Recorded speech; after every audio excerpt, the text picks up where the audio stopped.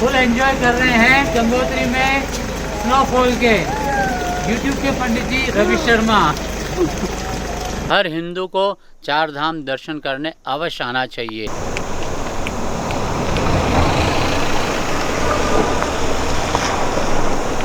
दोस्तों नमस्कार, स्वागत है एक बारी पुनः रवि शर्मा पुष्कर चैनल पर। मैं हूं आपके अपने यूट्यूब के पंडित जी। चार धाम यात्रा में आज डे 3 में हम जा रहे हैं गंगोत्री के दर्शन करने, परंतु रास्ते बड़े अजीब होते हैं।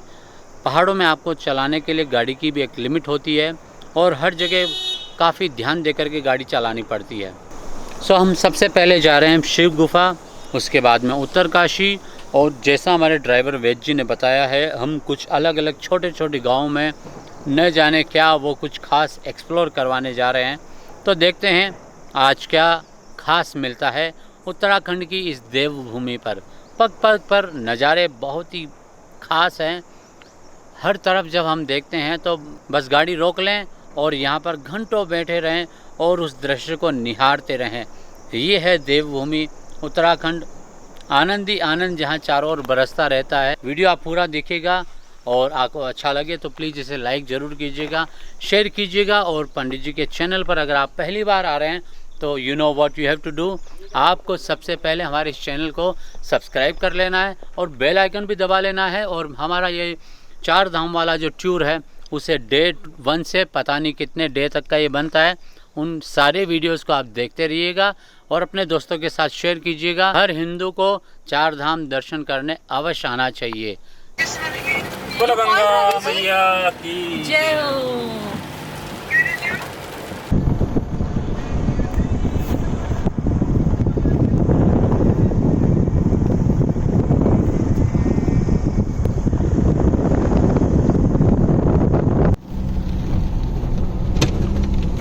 बाहर हल्की फुल्की बूंदाबांदी हो रही है।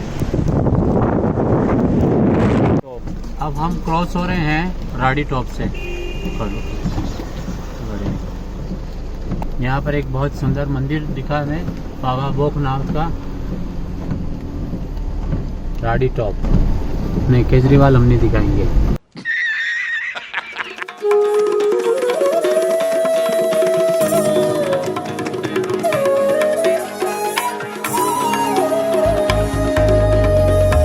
क्या कर रहे हैं? जो जाए बद्री ओ ना आए उधरी, यानी जो एक बार बद्रीनाथ के दर्शन करता है उसको क्या मतलब गर्भ में नहीं आना पड़ता। अभी इस समय हम क्रॉस कर रहे हैं ब्रह्मखाल।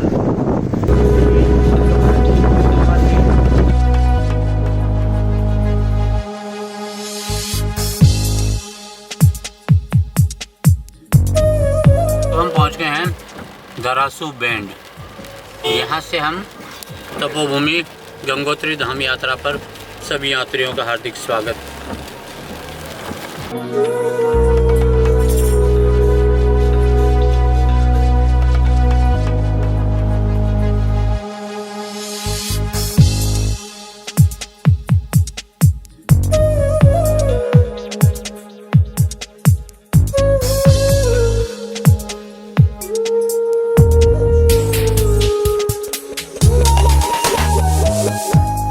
बारिश के समय में देवभूमि में कब किस पहाड़ से कौन सा पत्थर गिर जाए कोई भरोसा नहीं। ऐसा ही एक बड़ा पत्थर हमारी गाड़ी के आगे अभी जस्ट आया ही था, जिसे पहले मुझे हटाना पड़ा, उसके बाद हमारी गाड़ी आगे निकल पाई। करिए एक दर्शन श्री गंगा मैया का। बोलो गंगा महारानी की जय हो। अभी इस समय हम जा रहे हैं गंगोत्री की तरफ। वैसे सुनने में यह आया है कि बारिश की वजह से 1-2 दिन के लिए आगे की यात्राएं रोकी गई है। देखते हैं कैसा केदारनाथ बाबा बद्रीनाथ धाम की आज्ञा होती है, उसके अनुसार आगे की यात्रा जारी रहेगी।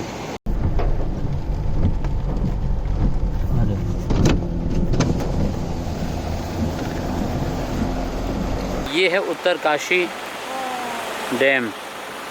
प्रकृति का अद्भुत नज़ारा। बारिश हो रही है, बादलों ने अपनी घटाओं में इस पूरी प्रकृति को अपनी गोद में भर रखा है। ये है मनेरी बांध, मनेरी में स्थित, जो कि भागीरथी नदी पर बना हुआ है। उत्तरकाशी एंट्री के लिए हम इस टनल में एंटर कर चुके हैं।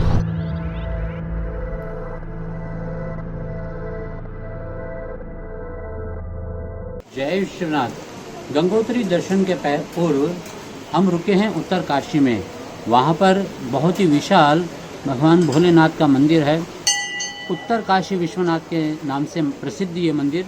हम यहाँ के दर्शन करते हैं और अंदर चल कर के पंडित जी से यहाँ के महात्म्य के बारे में भी बातचीत करते हैं। देखते हैं वो इस मंदिर के बारे में हमें क्या बताते हैं। आइए चलते हैं मंदिर के अंदर।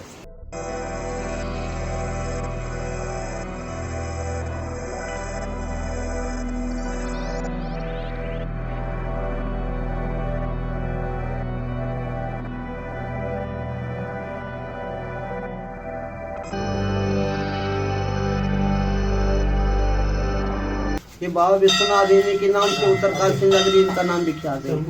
ये प्राचीन मंदिर है। यह स्वयं ये किसी मानव के द्वारा बनाया नहीं गया। ये स्वयं बाबा विश्वनाथ पूरब काशी उत्तर काशी दो एक ही काशी। पूरब मने वो बड़ी काशी वो छोटी काशी। ये 80 वर्ण मध्य साकाशी। यहाँ से 2 किलोमीटर आगे 80 गंगा है। 2 किलोमीटर पीछे वरुणा है। यहाँ से कुछ की दूरी जो है गंगा जी।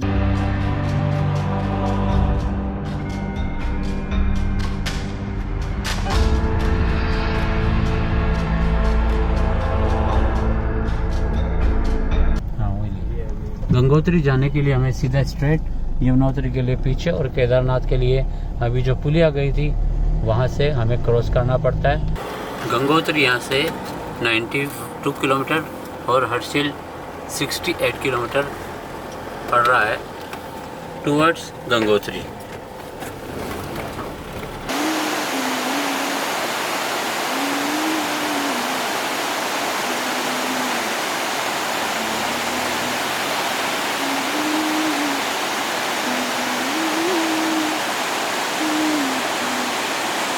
दोस्तों यहाँ पर गंगोत्री पर जाने के पूर्व बारिश की जो बहुत ज़्यादा संभावना को देखते हुए यहाँ पर पुलिस वालों ने हम सबको रोक लिया।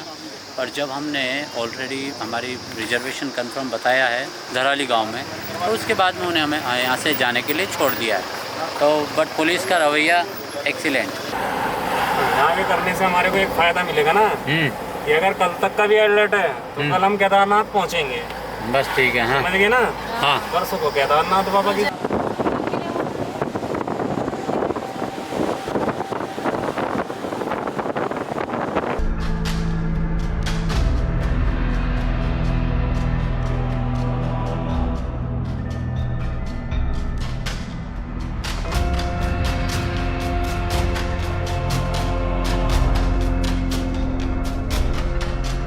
तो अब हम निकल रहे हैं मल्ला गांव से। इसके बाद में आएगा भटवाड़ी।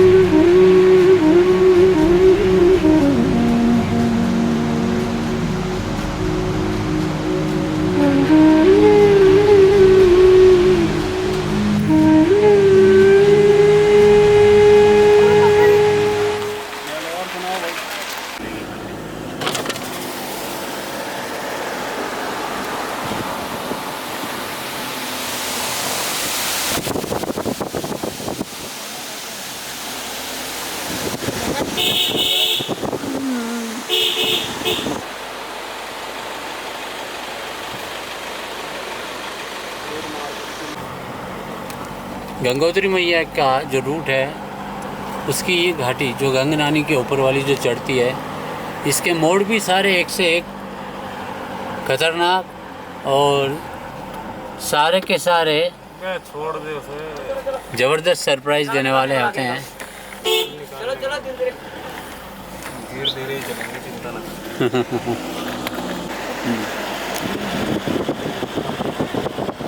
नदी की धार इस तरह से आती है जैसे कोई दूध की धार बहती हुई आ रही है। पुनः देखिए,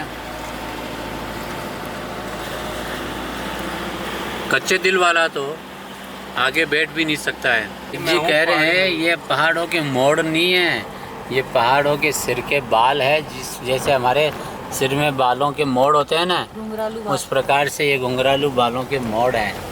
और मोड़ ये कहते हैं कि मैं हूँ पहाड़ी नागिन, नजर हटते ही डस लूंगी। ऐसे बोर्ड लगे रहते थे यहाँ, अब तो देख नहीं रहे वो बोर्ड। अच्छा,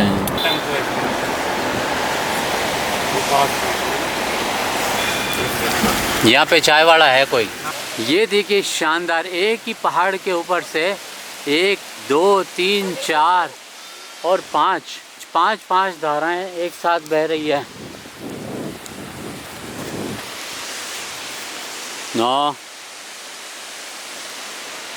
1 2 3 4 सुपर। अब मतलब यहाँ बस बैठ जाएं और इस शॉट को, इस दृश्य को हमारी आंखों के अंदर हमेशा हमेशा के लिए हम कैद रखें। इस प्रकार के भाव, क्या अद्भुत नज़ारे हैं। मैं आपको एक बारी पूरा राउंड 360 व्यू देख लीजिए। अद्भुत अद्भुत, बस यहाँ से जाने का, यहाँ से हिलने का भी मन नहीं करता है।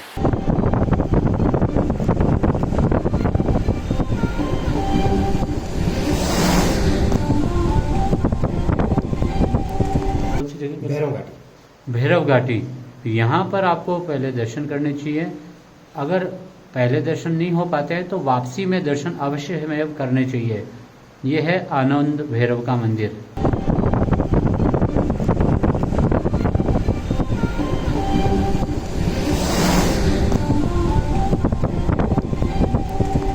दोस्तों नमस्कार, हम पहुंच गए हैं गंगोत्री धाम और आज जैसे ही हम पहुंचे हमें मालूम चला बारिश का हाई अलर्ट का।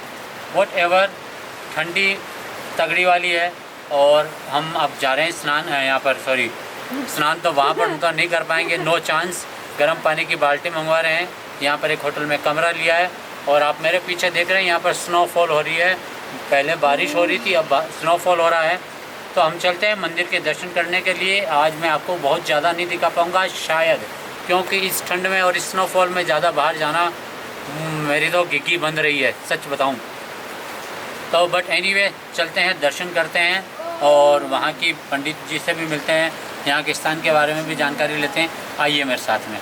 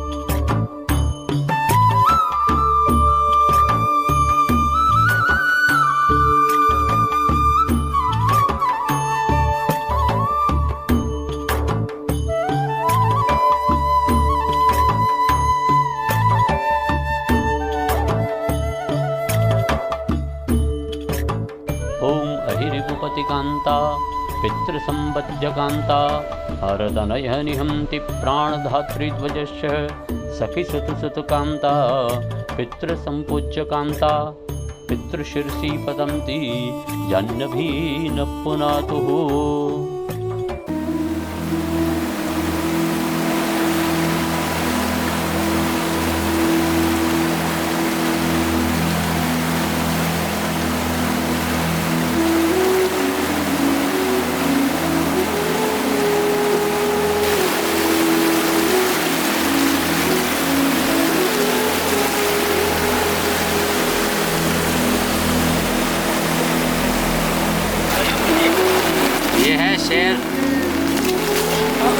ये है शेरे हिंद, जो यहाँ पर स्नान करता है उन्हें कहा जाता है शेरे हिंद, क्योंकि जल इतना ठंडा है जैसे आप बर्फ़ के अंदर बैठे हो। और यहाँ पर जो स्नान करता है वो वास्तव में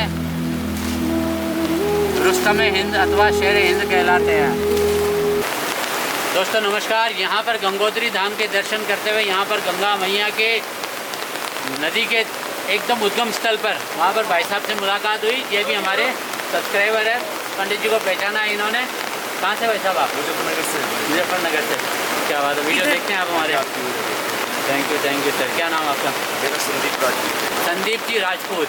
यंत्रामरी कंदा कंदमूल फलाशनी पितृमातृ पितृ पूजा प्राणाम सर्ववन सुखदाता ओम जय अम्बे माता परिवार जुटे शरणां प्रति आता मैया शरणां प्रति आता। जय गंगा मैया की। अभी मैं गंगोत्री में के यहाँ का जो मुख्य मठ है और यहाँ का जो ऑफिस है, वहाँ पर बैठ कर के इस स्थान की पूरी महात्म्य, इस स्थान की जो पूरी कथा है वो हम पंडित जी अभिषेक जी हैं, उनसे हम पूरी जानकारी प्राप्त करते हैं। पंडित जी नमस्कार।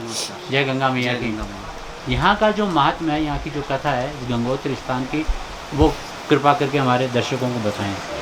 ओम भगीरथ तपस्तानम त्रिशूलोकेश विस्तृतम इदम भूलोक वैकुंठा मृत्यु जाने है नारिदा।